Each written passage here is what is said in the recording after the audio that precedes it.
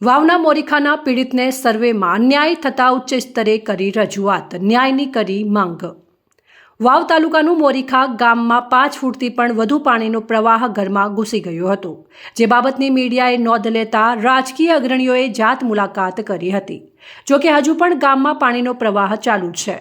આ બાબતે સર્વેયર સર્વે કરવાની કામગીરી પણ હાથ ધરી છે। જોકે આખું ગામ 100% પીડિત છે, ત્યારે મોરીખા ગામના પીડિત એવા રાઠોડ ચમનભાઈ તળસાભાઈએ વાવ ટીડીઓને એક લેખિત અરજી કરી જણાવ્યા અનુસાર તેમના ઘરમાં 5 ફૂટ પાણી ઘૂસી ગયું હતું, ઘરવખરી તણાઈ ગઈ હતી।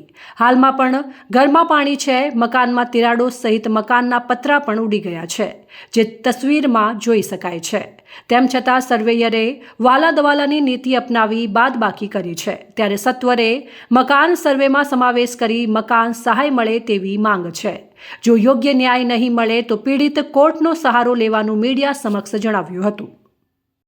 મોજે મોરીખા ગામમાં તાજેતરમાં થયેલા અતિવૃષ્ટિના કારણે નુકસાન સર્વ લાભાર્થી બાકાત રાખી અન્ય થયેલો હોવાથી તારીખ 30/9/2025ના તાલુકા વિકાસ અધિકારી શ્રી સાહેબને મેં અરજી આપેલી હતી, પણ આજ દિન સુધી મને કોઈ લાભ આપવામાં આવ્યો નથી અને આ લાભથી બાકાત રાખેલો છે।